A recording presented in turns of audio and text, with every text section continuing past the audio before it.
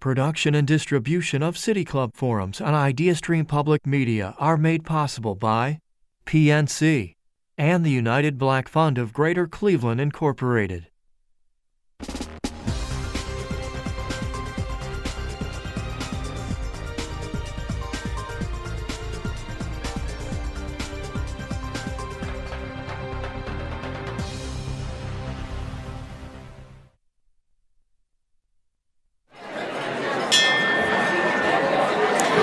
Hello, and welcome to the City Club of Cleveland.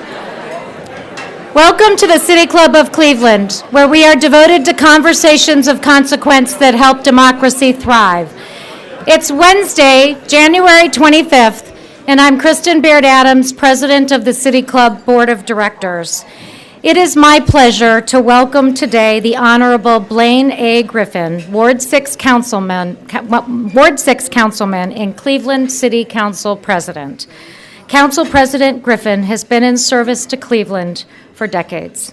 Since 2017, he has represented Ward 6, one of Cleveland's most diverse wards, including the east side neighborhoods of Fairfax, Larchmere, Little Italy, Woodland Hills, and parts of Buckeye Shaker, University Circle, North Broadway, Slavic Village, and Union Miles. In November 2021, Griffin was reelected to serve as Ward 6 Councilman. Shortly thereafter, Cleveland City Council members elected him to serve as Council President amidst a sea change of leadership transitions in our community. In this role, Council President Griffin and his colleagues, of course, influence budgets and provide oversight and develop policy priorities for the city of Cleveland, a responsibility that he does not take lightly. In a recent communication to his constituents, Council President Griffin, or Griff, stated, "Cleveland is going through a time of transition. People are excited about the future, but I often caution everyone, change is a process, not an event." In an era filled with once-in-a-generation opportunities and challenges, Council President Griffin will provide updates on 2023 priorities and insights on what's ahead for Cleveland and its 119th City Council. If you have questions for our speaker, you can text them to 330-541-5794. That's 330-541-5794. Or you can tweet your questions at the City Club, and the City Club staff will do its best to work them into the second half of the program. Members, friends, and guests of the City Club in Cleveland, please join me in welcoming the Honorable Blaine Griffin.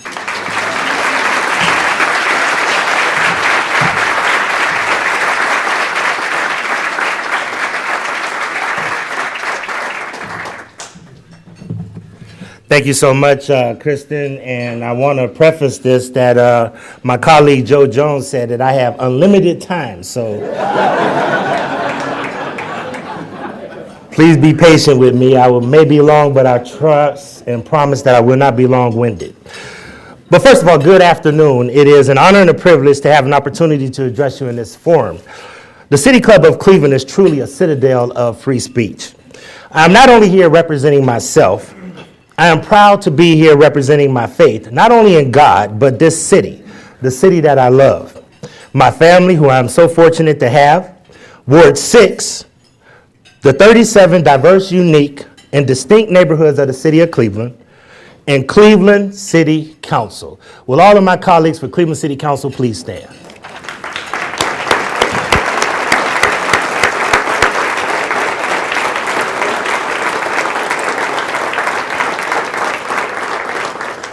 When I was selected by my colleagues to be president of Cleveland City Council, I asked myself, why me? Why do I deserve this honor? But then as I thought about it, I said, who am I to question the infinite wisdom and good judgment of my colleagues? I'm just kidding. In all honesty, thank you for allowing me to serve you and our community as your council president. I am truly humbled and honored every day. Ladies and gentlemen, your Cleveland City Council is strong, collaborative, accountable, transparent, and committed. We take care of people and we get stuff done. We are an independent, co-equal branch of government. We will not be subservient to any other governing body or coalition. Council will not be the Rodney Dangerfield of Cleveland. We represent the people of Cleveland. Anything else you hear is disingenuous, hyperbole, and misleading. There's a subtle effort by some groups in our nation, state, and yes, our city, to undermine and dismantle institutional systems and leadership structures disguised as democracy building, engagement, disruption, accountability, claims to represent the people, and allegations of council people being incompetent, uncaring, selfish, corrupt, and lethargic and ineffective. Ladies and gentlemen, that is not true. We work our butts off for this city and for the people of this city, and I'm here to tell our story today.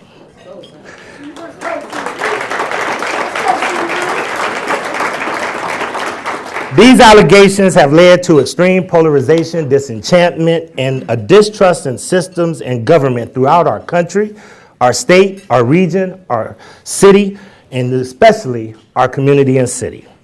There are also some people who are very well-meaning and just want to see a better, more equitable Cleveland that works for everyone. Many people in this community share counsel and my goal for Cleveland to be better and to do better. Cleveland City Council wants to work with you. The people of this city elected us, and we are proud to be the duly elected representative government that the people of this city chose to govern. People know their councilperson. They may not get to meet their president, governor, county executive, congressperson, judge, may not even get to meet their mayor. But they will pick up the phone, send an email, contact or harass you on social media. They may even stop by your house, although I would not recommend that. My wife wouldn't like that often. We see them at grocery stores, gas stations, the Academy Tavern, and having a cup of coffee at the Bar, their favorite neighborhood establishment. We are, as Teddy Roosevelt said, the men and women in the arena. It takes courage to do what we do, and I'm proud to serve as a member of the body of the 119th Cleveland City Council. So what does that mean? It means that I have a legitimate excuse for all this gray hair and bald head that you see. I have no idea how my good friend, the Dean of Council, Mike Polisic, has done this for 45 years. Mike.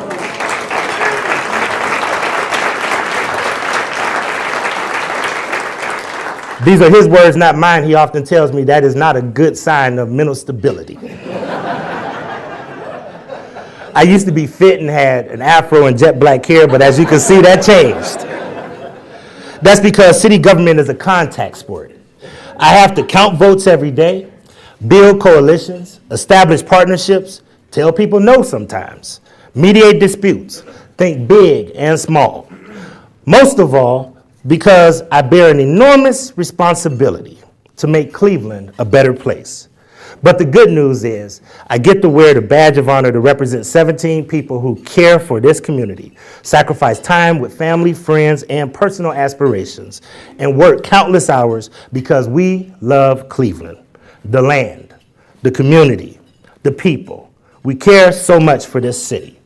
Once again, to quote President Teddy Roosevelt, nobody cares what you know unless they know that you care. If you leave with nothing else today, I want you to hear the words of my colleague, Kevin Conwell, as he describes council people. And I want all of the council people to say it with me, especially you, Anthony Harrison. We have an up-close view, a sensitive ear, and a genuine concern for the people of the city of Cleveland.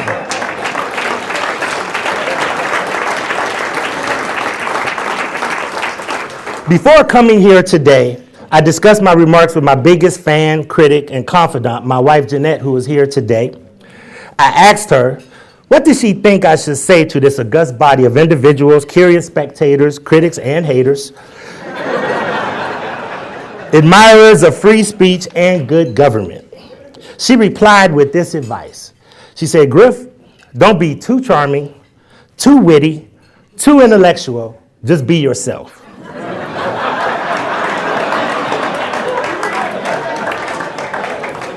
Now, here it is, I thought I was naturally all of these things. but leave it up to my wife to keep me humble, but I'm happy and honored that she's here to join me today.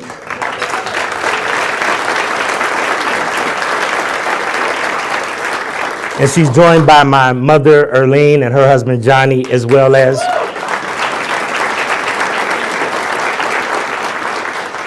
our newest addition to the family, our good friend, my newest daughter, Jasmine, and my soon-to-be granddaughter, Layla. So ladies and gentlemen, thank you today for allowing me to be myself. I'm always eager to tell my story, which is not unlike many of my colleagues and the people that we serve. I'm just a kid raised by a single mother, Erlene Bentley, as I just mentioned, who's here today, who grew up in the shadows of abandoned steel mills on the concrete playground. And now I'm living my dream in this big city, but a small town. I believe there's a personal evolution that allows you to be so blessed to serve on Cleveland City Council. Many of us have traveled this path to get to where we are. First is activism. When you are passionate and you believe in something so strongly, you're willing to put yourself on the line to get it done. Many council people were and still are activists, fighting for a better quality of life, good paying jobs, fighting against hunger and food insecurity, fair and affordable housing, combating the lead crisis, advocating for environmental justice, fighting against crime and senseless murders in this community, quality education, wealth creation, and criminal justice reform. Council members are advocates for the democratic principles of civil rights, women's rights and women's health, immigrants and refugees, the LGBTQIA plus rights, labor and working families. Ask me or my colleagues, we are more than happy to share what keeps us up at night and drives our ethos, pathos, and logos. We have a strong ethical and moral compass. We are compassionate and connected to the people that we serve. Our logos helps us navigate complex systems of people, institutions, facilities, supplies, and resources. And then the second thing, ladies and gentlemen, of that evolution is politics. Navigating the art of collaborative leadership, coordinating multiple interests and constituencies, skilled at negotiating compromise. But ladies and gentlemen, the third thing and the hardest part of this job is governing. The late Fannie Lewis used to say there's a difference between getting here and staying here. We are here to govern. That is the difficult job of listening to and representing multiple constituencies and special interests, understanding the intimate and intricate details of multiple city operations and functions, staying focused, mission-driven, and accountable, governing, the job of making intelligent yet tough decisions, and analyzing and approving or rejecting budgets, ideas, and strategic city investments. The oversight of complex systems of delivery to make sure residents get the outcome that they deserve. Creating innovative policy, partnerships, and initiatives that eliminate barriers and opportunities for the people that we love and serve. Ladies and gentlemen, the gravity of this moment does not escape me or my colleagues. We have a Dickensian model of a city. When I say Dickensian, I'm referring to Charles Dickens, the author of A Tale of Two Cities. It describes the best of times and the worst of times. We have some of the most vibrant, trendy, and attractive neighborhoods, but far too many in our city are left behind of Cleveland's great renaissance. Cleveland City Council declared racism as a public health crisis. We did this because we know that racism and all of the other social constructs in this city have left far too many people on the margins of our society. We have inadequate housing, crumbling infrastructure, and environmental injustice. We have a wide chasm of health disparities in a city with world-class institutions, which is unacceptable. Black women are 4 times more likely to lose their child before their first birthday than their white counterparts, despite having the same educational attainment and economic attainment. 25% of the children entering kindergarten have elevated blood lead levels. And the life expectancy of Woodland Hills is 20 years less than the affluent suburb of Shaker Heights and is less than a mile away. You hear that from Miss Marilyn, who lives in Woodland Hills. We are struggling with inadequate educational achievement. We have a 66% low literacy rate, according to the Seeds of Literacy. Not nearly enough people are entering into the skilled trades. We have stranded scholars, people with some college but dropped out before they could obtain their degree or certifications. We have an unequal criminal justice system, still in need of more reform. And police should not be the only criminal justice system we are trying to reform.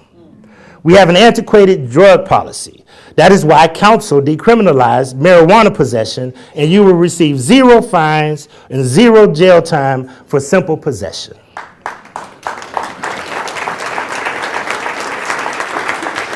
We didn't do that because we want to encourage everybody to get high. We did it because it was an unfair policy. Because African Americans are 7 times more likely than their white counterparts to receive a charge for simple possession. And we have worked with the administration on their efforts to expunge the records of these folks and held many expungement clinics with the clerk of courts, Cleveland Community Court, activists like Sensible Cleveland, and faith-based communities. And I want to give a shout out to my colleagues, Stephanie Hauser and Richard Starr, for creating the first opportunity for that to happen.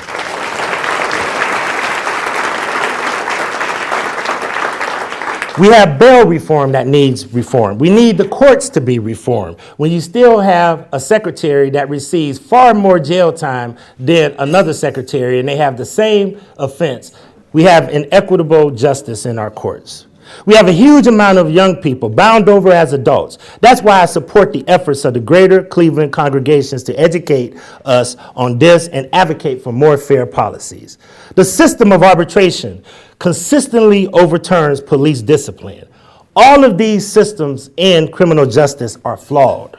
We are facing a public health crisis with an unprecedented epidemic of gun violence and an overwhelming opioid epidemic. Ladies and gentlemen, the gravity of this moment does not escape me or my colleagues. Black men and men of color are often more than 90% of the victims, and oftentimes, most likely, the perpetrators of violent crime and homicides in our city. If this happened in any other community, or even if it was simple as the monkeypox, there would be no shortage of resources to make sure that we have a comprehensive approach to addressing it that would include prevention, reentry, intervention, and yes, law enforcement support. If we do not stop this modern day tragedy, America will be viewed as an epic failure in the final chapter when the history is written. We are averaging close to 300 drug overdoses, primarily caused by fentanyl, over the last 3 years, and an unprecedented surge in juvenile offenders committing violent crime and carjackings. We are facing crushing poverty and a widening wealth gap. We are still the second poorest city. We have 50% of the children who live in poverty, and some people have just given up hope. On top of that, we are emerging from an unimaginable global pandemic that is now an endemic, the likes that we have never seen since the early 1900s. And I want to take a moment to recognize the 1,050 Cleveland residents that we lost to this deadly COVID-19 virus. You will never be forgotten.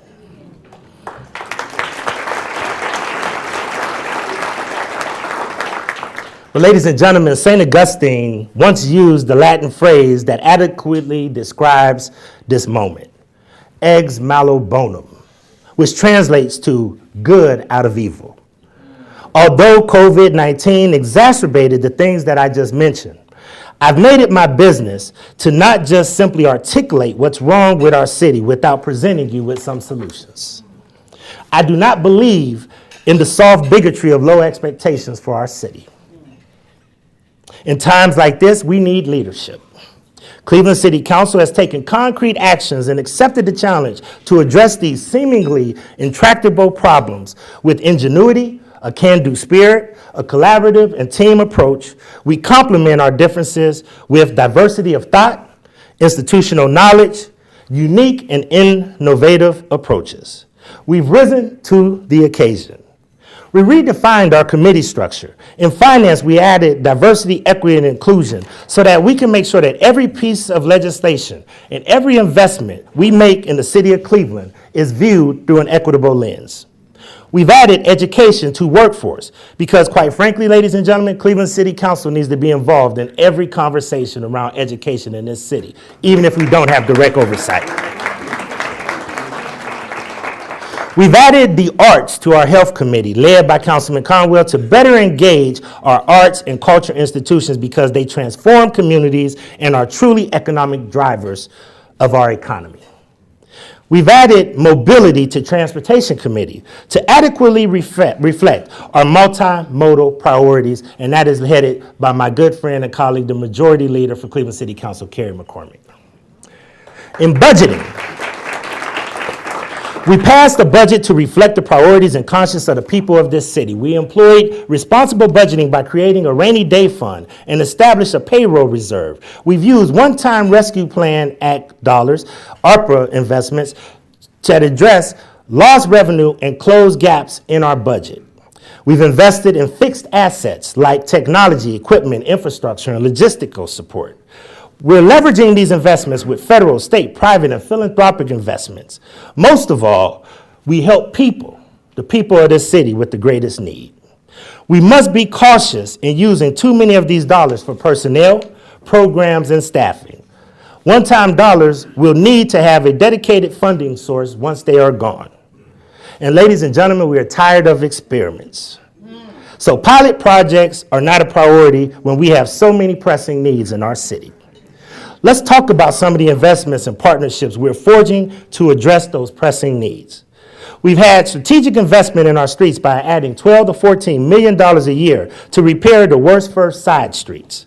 We've invested hundreds of thousands of dollars each year in home repair, home rehabilitation, and dedicated out of ARPA funds and other funding, $15 million and more dollars for demolition so that we can get rid of blighted properties in the city. We made strategic investments in our safety forces by supporting ShotSpotter gun sensor technology and also dashboard cameras and other equipment. We've invested in catalytic neighborhood projects, whether it be the West Side Market or grocery stores like Meyer Supermarket, soon to come to East 105th and Cedar, affordable and market rate housing. We are imagining rehabilitating Lorraine and Superior with bike paths. This supports council-led efforts to promote complete and green streets and our Vision Zero initiative. We have youth development, sports, and violence that we've invested to try to make sure that we put resources in the street in order to try to stop these things and try to stop adverse childhood experiences. We've invested in food insecurity. We've invested in broadband expansion, investments to open our community to cross-country global marketplaces like the Aer Lingus deal and the Alaska Air deals. And we have done the hard job of doing job creation. We've done the hard task of pushing meaningful legislation. We finished the task of a working group established by the prior Cleveland City Council and made a massive overhaul of our tax abatement policy to promote fairness and equity. And I really want to give a shout out to my colleagues, Anthony Hairston, Rebecca Maurer, Jenny Spencer, and Chris Harsh, who really spent a lot of time chiseling down that policy. Thank you so much.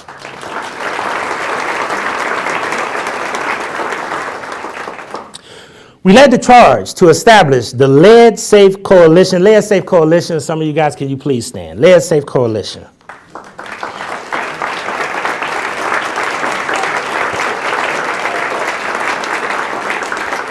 We passed one of the most historical pieces of legislation to make Cleveland homes lead safe, and that has led to the creation of a unified effort and raised $115 million to help largely in part, that was helped largely in part by a $52.5 million investment by the Cleveland Clinic and other private and philanthropic partners to combat the lead crisis in the city of Cleveland. I want to thank my friend. You can give that a round of applause. I want to thank my friend and partner, Tommy Mahalovic, for seeing my vision and supporting it. And I know Tommy's not here today, nor is Vicky, but I definitely want to give a shout out to both of them. We selected 3 members to serve on the police commission and approved the mayor's 10 selections. My colleague, Jasmine Santana, led the charge to make sure women's hygiene products are available in every city facility.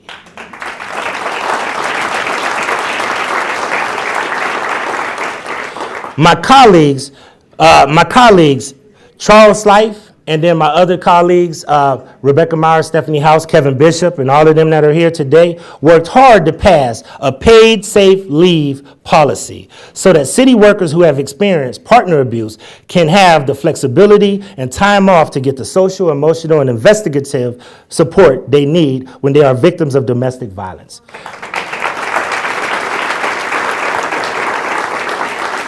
Nationally, we are a leader with this policy.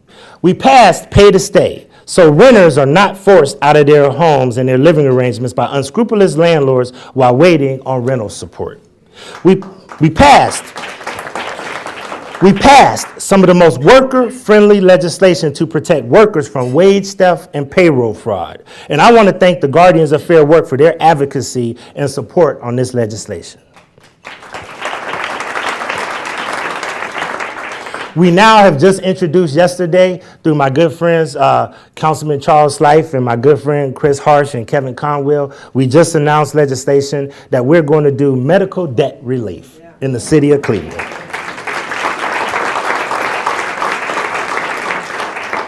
We are getting things done, and I am so proud to tell our story. But ladies and gentlemen, we're also visionary. When I think about vision, I think about Michelangelo. Michelangelo seen a rock. He observed that rock for hours, for days, for weeks, for years, for decades. But then when it was time to act, he transformed that vision into a reality. He created statues of David, a dying slave, the Pieta, to name a few, masterful pieces of art. Cleveland City Council knows that there are visionary, transformational, creative, and yes, requests for taxpayer investments on the horizon. In order to have a vibrant community that competes with our peer cities, we must have access and innovative development on our waterfront. There are some exciting and visionary projects being developed. The Land Bridge and Lakefront Connector can be a game changer. Decisions will be made about the future of the Cleveland Browns and the stadium. We have the Irishtown Bend. We have the Cleveland Innovation District, and all the healthcare institutions and academic institutions will be a part of this, supported by Jobs Ohio. We have a $2 billion airport makeover that we're about to embark upon. We have countless neighborhood projects for infill housing to repopulate our neighborhoods, especially the edge neighborhoods like Collinwood, Lee Harvard, and Bel Air Puritas, and Camps Corner, just to name a few. And we have arts and entertainment districts throughout the city of Cleveland. Ladies and gentlemen, these projects are great and exciting, but we need to make sure that the 372,624 shareholders of the city of Cleveland believe that they are getting a return on their investment. All right.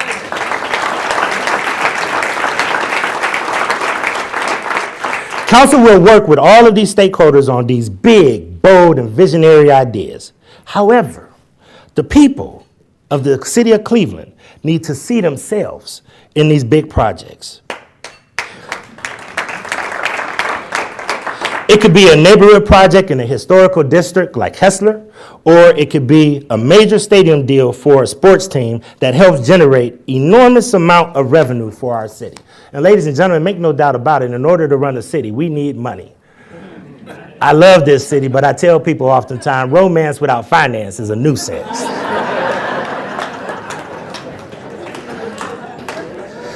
That's why we're looking to update, reinvigorate, and yes, codify our community benefits agreement strategy.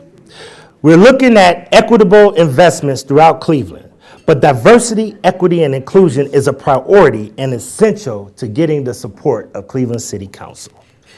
How are we benefiting from this? This needs to be clear, concise, and resolute, not voluntary. That's why Cleveland City Council is about to embark upon this journey to make sure that we have the most ambitious diversity, equity, and inclusion strategy in the history of the city of Cleveland. 10 years ago, my friend and mentor, Mayor Frank G. Jackson, led the charge to create a radical community benefits agreement along with Lou Stokes. But now we have to take the next step. The people of Cleveland have to see themselves in these transformational projects. So we're creating Community Benefits 2.0. That will be a carrot and a stick approach because, first of all, we want to also make sure that we do construction reform to make sure to make it easier to do business in the city of Cleveland. We want to make sure that we have bonding relief for small and disadvantaged firms. We want to make sure that you can get your bills paid quicker and not have to wait too long. That's why we just implemented some processes in City Council to help give the administration the tools to process these faster. We want to revisit the lowest and best bid requirement that oftentimes is manipulated by people who understand the system and disrespects and closes out people who have an opportunity, like my good friend from Cook Paving over there. We do listen, we do listen sometime, right? We're looking at a community benefits ordinance to codify the expectations and create predictability in the marketplace by making it clear what you need to do to get council and community support for a development project. We want to create a scorecard modeled after the Baker-Tilly model in St. Louis that they use in St. Louis to measure community benefits before council agrees to any deal. We want to make sure that we understand the community benefits agreement on the front end and not the back end. These benefits could include everything from infrastructure improvements like curbs and other improvements, a land trust, home repair fund, down payer assistance, and jobs. It could also include incentivizing firms, owners, or construction managers who help grow smaller firms by helping with bonding requirements, mentor-protege programs, support with supply chain strategies, and setting aside ARPA funds to help MBE, FBE, and CSB firms compete by eliminating these bonding requirements. Clevelanders must be prepared and trained to fill many of the construction jobs we anticipate in the near future. To make that happen, we are expanding our workforce by allocating $10 million in ARPA funds to make sure we provide a pathway for workers to get into the skilled trade unions.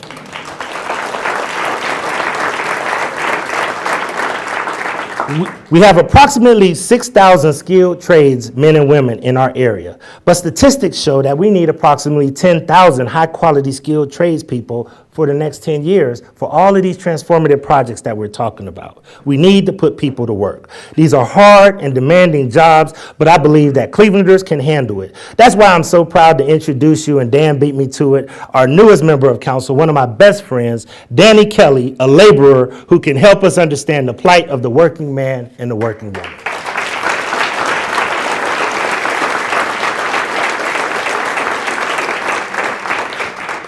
COVID-19 has revealed that we need to stop sending our jobs overseas and grow our wealth and job creation on East 105th and East 93rd and Woodhill, West 25th Street, Madison, East 125th Street in Collinwood, the Johnson Park Industrial Parkway, food processing plants in Kinsman and the Buckeye area, our EDGE and MEDS corridor, our EDGE communities, and also on the Mayor Frank G. Jackson corridor, the Opportunity Corridor, but y'all missed that, the Mayor Frank G. Jackson corridor.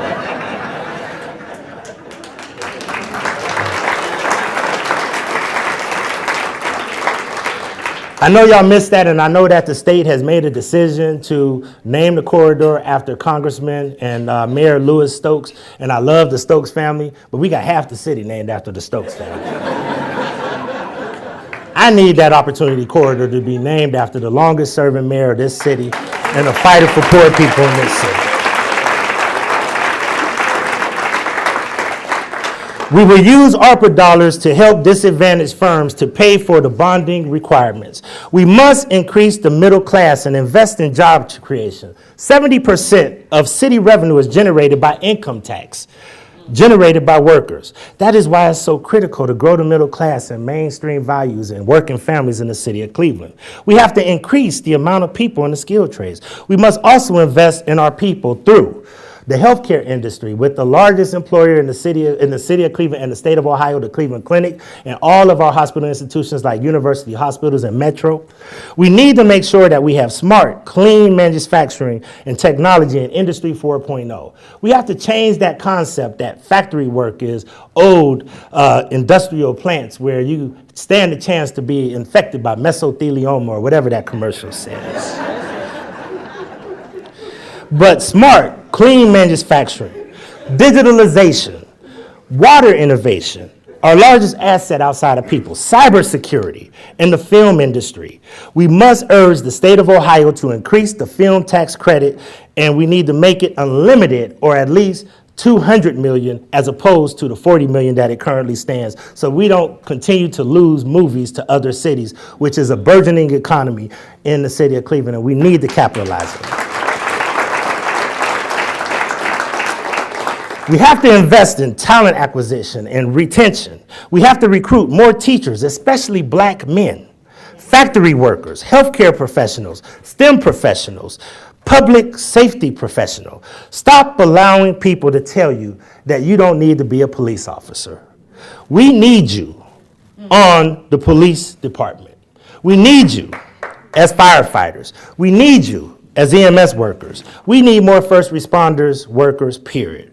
We are working with our partners like Cleveland Neighborhood Progress, who is here today, and Ed Stockhausen and Tanya Maness, and also the Land Bank with Gus Frangos and Dennis Roberts, my longtime best friend in this city, to really work on helping our legacy residents who are longtime homeowners and make sure that they don't get priced out of their communities when massive and dramatic new investments take place in their community, like Ohio City, downtown, Little Italy, across our city.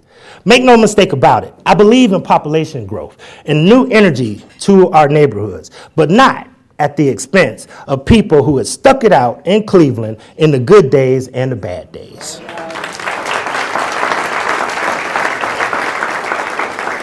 We are partnering with the philanthropic community to leverage our investments. I want to thank the Cleveland Foundation and retiring CEO Ron Richard, the Gunn Foundation, St. Luke's Foundation, headed up by my longtime good friend Tim Tramble, who's doing some magnificent things over there, the Mount Sinai Foundation, who have become very close with me over the years, the Mandel Foundation, and the countless other foundations. If I did not mention you, please blame it on my head and not my heart. Cleveland City Council observes the raw, unlimited opportunities and potential of the city of Cleveland. We implement strategies to achieve our full potential as a city, county, region, and state. We understand how to think big and take care of the details. We are master translators. We know how to connect the boardroom and the streets.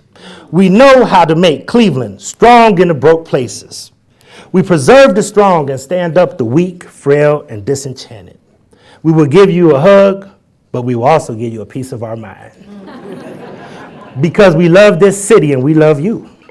Sharon Doe Loves Parks once said, "Those who practice leadership for equity must confront, disappoint, and dismantle, while at the same time energize, inspire, and empower." But most of all, ladies and gentlemen, we must show an agape love for our community. You want leaders to take care of the basic blocking and tackling of government, all while being visionary. I've come to understand the difference between leadership and administration. There's a difference between being a leader and an administrator. Administrators study history, they examine problems, they monitor and identify trends. And there's a need for administrators, especially good administrators. But Cleveland City Council are leaders. Leaders, trendsetters. We set the tone for Cleveland. We hear the needs of the people, and we respond to those needs with swift and unwavering commitment. We are like turtles, hard on the outside, soft on the inside, and willing to stick our neck out. We believe in bringing people together for one common goal and purpose, a better, equitable, and prosperous Cleveland. People are tired and exhausted of academic exercises, think tanks, urban anthropology, broken promises, and far too many systems and not government, by the way, not just government, that have overpromised and underdelivered. People want to see, touch, and feel the change in their community. In closing, ladies and gentlemen, politics often divides us, but purpose unites us. I look forward to locking arms with you to forge a better Cleveland that works for everyone. We need shared responsibility, shared sacrifices, shared metrics to get out of our comfort zone and unite around the same vision. I want us to be successful, ladies and gentlemen. I end all of my social media posts by saying this: I love CLE, I love Ward 6, and I love my community. But most of all, ladies and gentlemen, myself and the rest of Cleveland City Council loves you. Thank you so much for allowing me to speak at the Citadel. Thank you. We're about to begin.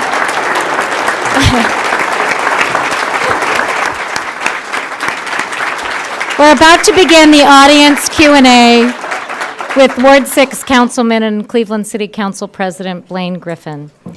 We welcome questions from everyone, City Club members, guests, and those joining us via our live stream at cityclub.org. If you'd like to tweet a question for our speaker, please tweet it at the City Club. You can also text your questions to 330-541-5794. That's 330-541-5794. May we have our first question, please? Hi there. We're getting several text questions that are coming in on this topic, so we're going to ask a question that combines them. Participatory budgeting has received broad support from residents and some members of council. In other cities, it has effectively engaged disenfranchised residents in the civic process. Can you please explain your position on citizen participatory budgeting? Thank you. You know, we're all organizers, and anybody that are organizers and activists, as I just explained the evolution of many of us, always appreciate any group that wants to engage and anybody who wants to try to create a better outcome with voting and everything else. But I cannot support participatory budgeting as it was presented. We just heard about this in the Finance Committee meeting. First of all, I truly believe in representative government. I will tell you that also I don't see how it could be done equitable. One of the things that we have the dubious challenge of doing is representing all of Cleveland. As I told you, we have a Dickensian model of a city. When we have initiatives like this, oftentimes the people who show up are often people that have expendable time and people that want to come to the table that can do those things. But we represent all of Cleveland. So what about that elderly senior who can't get out and go to meetings? What about that single mother who has 2 or 3 jobs that can't get out and be involved? So I think that is something that I truly understand, and we want to work with that group. We've given them some suggestions on what we could do to try to make a process of engagement better. But I do not support participatory budgeting as it is right now because, quite frankly, I don't think it could be done in an equitable fashion. Council President, my question for you is that I see Cleveland as the core and the suburbs as the surrounding it. If the core dies, the surrounding areas will die with it. What is the council doing to try to get that message across that without a strong Cleveland, the suburban areas are not going to be able to do good with what they are and go forward without the Cleveland as a core working well? Couple of things. One of the things that I want to just set the context for is that downtown represents 50% of the revenue that we get to make sure that we pay our bills for the city of Cleveland. So I tell people this oftentimes. I know everybody likes to make these conversations about downtown versus the neighborhood, but downtown is a neighborhood, and downtown actually helps generate the revenue that we have in order to get those dreaded potholes fixed that you dislike, to get more police officers, to make sure that EMS shows up when you're ready. So we got to make sure that we attract some of those folks. 25% comes into the University Circle area. So that's 2 neighborhoods that are approximately 75% of the wealth and the revenue that we have in order to run this city.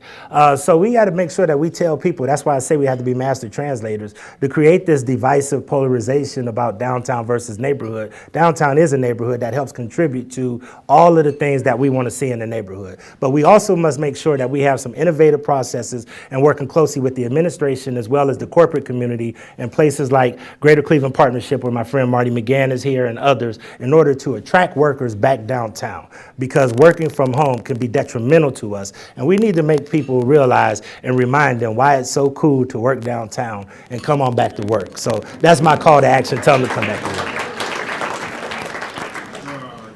I'm here with another text question that's come in. The city is losing revenue because workers are asking for tax relief when they work from home. What's the legislative fix for this challenge? Well, I mean, I think a lot of it's going to be at the state, but I have to do this before I move any further. I just see my good friend, we go back 25 or 30 years, the county exec, the new county exec for the city of Cleveland, Chris Ronayne, if he could please stand.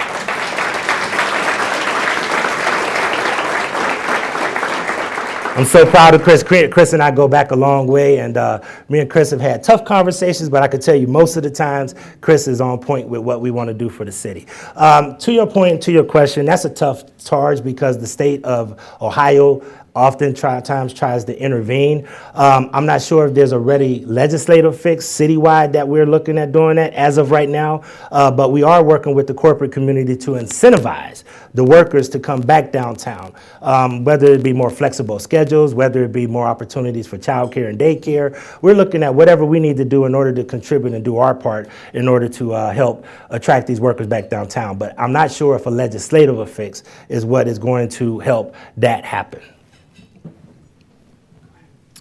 Miss Marilyn, I knew you was going to ask a question.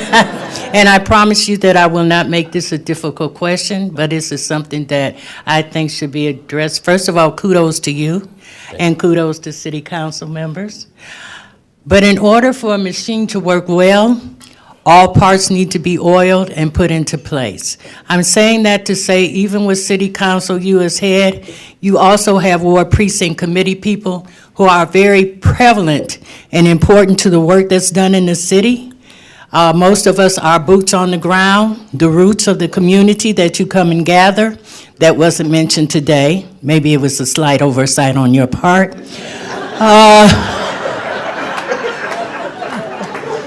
But my question to you is, how do you, with all of this going on, and as I say, a machine to work well, all parts must be oiled well. And I'm talking about the spirit of the people who bring this city together. How do you maintain a good and positive spirit, and what is your secret sauce to do this? First of all, thank you, Ms. Marilyn. As y'all can see, why we got tough skin in this city, Ms. Marilyn is one of those people who I'm responsible to every day. And first of all of my precinct committee people, as well as any of our other precinct committee people, please stand up if you could.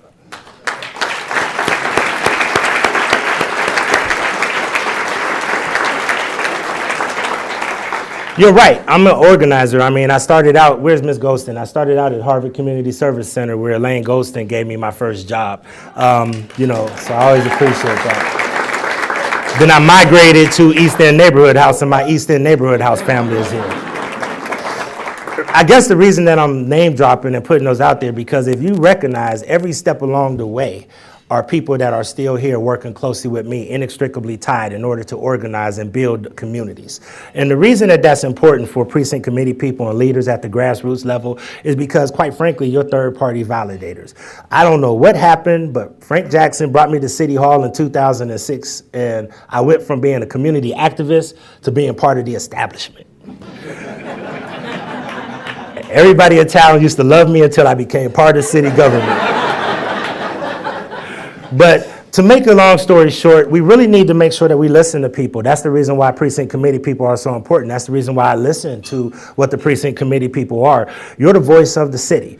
You are the ones that give us the ideas. That's the reason why equity conversation is so important. That's the reason why these health disparities are so important. That's the reason why housing is so important. And I want to say this right now. We have apartment buildings, and I want to thank the Morelands Group. None of them are here today. But we have the apartment buildings on Shaker Boulevard and throughout the city of Cleveland that are in such deplorable conditions that they are having people live in conditions where there's no heat, no electricity, and quite frankly, mold and mildew and everything else. It's almost like a modern day good times. And I'm not talking about good times, ladies and gentlemen, I'm talking about hard times. And when we don't listen to people, we don't need to be in this job. that's the reason why I can't jump and support participatory budgeting, because there's a spine in this city, like yourself, Ms. Marilyn, and others. And my good friend Marion Crosley from Leadership Cleveland always say this: leaders show up. And you and all these other leaders have been showing up for 40 and 50 years and working out here in the neighborhood, and that's where my responsibility and my obligations lie. Thank you.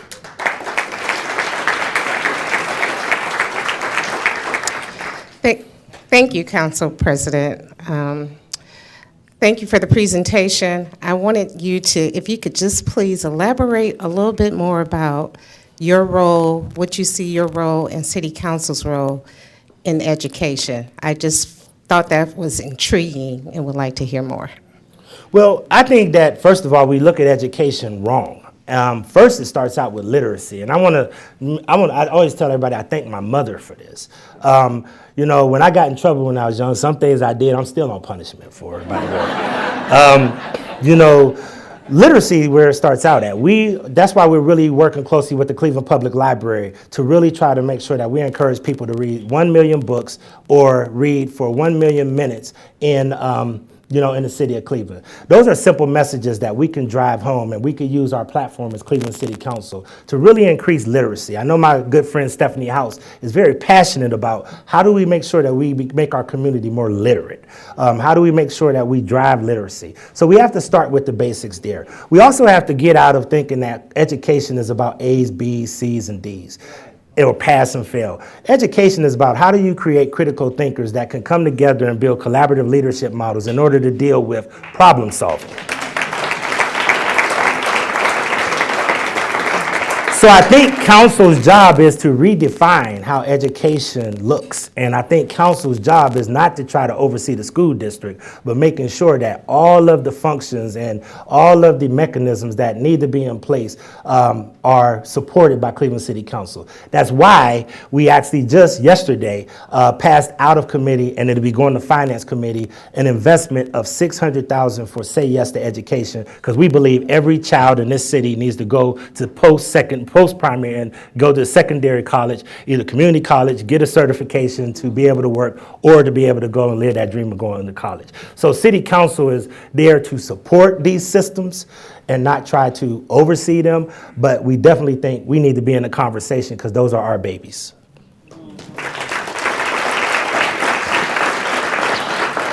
Council President, it's terrific to hear your speech and everything you have to tell us about your role and what you want to do as Council President. I'm a happy and proud resident of the city of Cleveland, the Forest City. And this year, well, as you know, that forest leaves a lot of leaves, drops a lot of leaves. And this year, when it did, a lot of homeowners put their leaves out, as we typically do, to the street. And then we were told that the city wasn't going to pick them up. It reversed course. That was great. But I was disappointed to hear that only 1/3 of the city has leaf pickup. That seemed inequitable to me. What is being done about that? And I want to sneak in another question. What are your thoughts about a greater share of the casino tax going to City Council? Okay.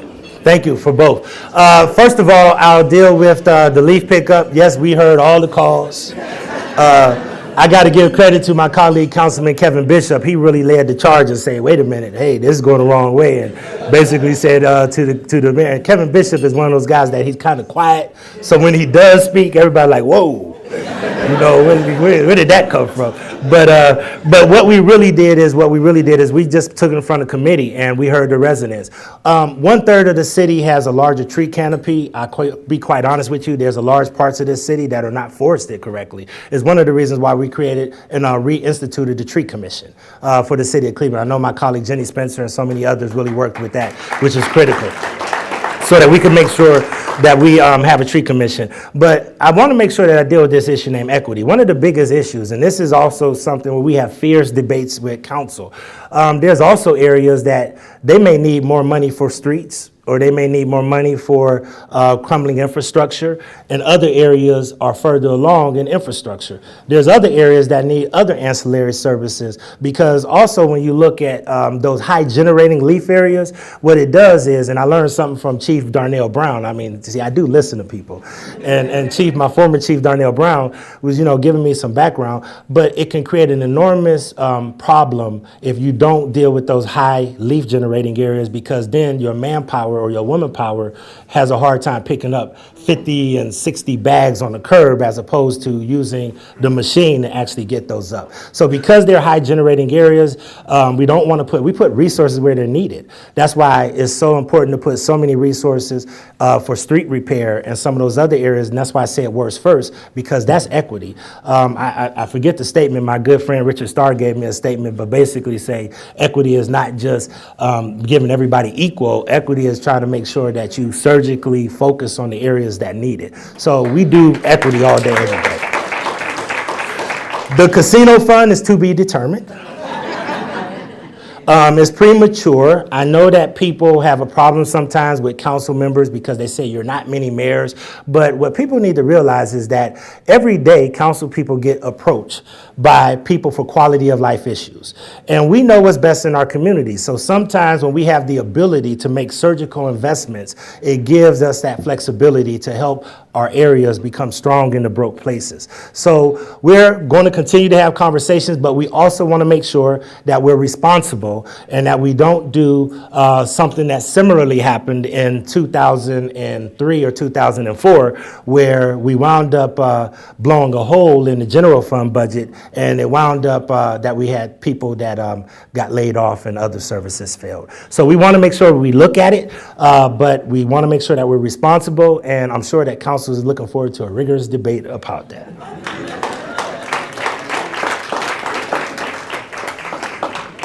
Thank you, everybody. I appreciate you so much. Thank you. I appreciate it.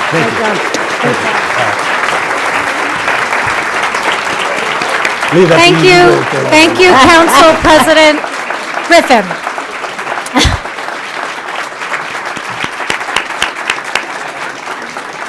Thank you, Council President Griffin. The City Club would like to welcome guests at tables hosted by the AKA team, Antioch Baptist Church, the Center for Community Solutions, Cleveland City Council, the Cleveland Clinic, Cleveland Neighborhood Progress, Cuyahoga County Community College, Contractors Assistance Association, Cuyahoga County Land Bank, Friends of Blaine A. Griffin, Global Cleveland, Huntington, Legal Aid Society of Cleveland, Metro Health Foundation, Mount Sinai Health Foundation, and the Northeast Ohio Regional Sewer District. We are so glad that you were all able to join us today, and thank you for your support. Next at the City Club on Friday, January 27th, we will welcome 2 international leaders who were instrumental in ending apartheid in South Africa. Then on Wednesday, February 1st, we'll be back at the Happy Dog in Gordon Square, hearing from local art gallery spaces, several remarkable artists, and their role at the acclaimed Venice Biennale this year. You can learn more about these and other City Club programs at cityclub.org. And that brings us to the end of today's forum. Thank you once again to Council President Blaine Griffin, and thank you. This forum is now adjourned.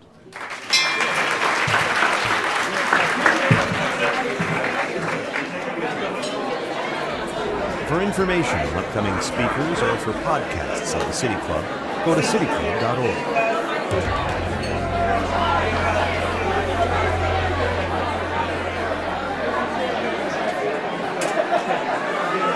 Production and distribution of City Club forums on IdeaStream Public Media are made possible by PNC and the United Black Fund of Greater Cleveland Incorporated.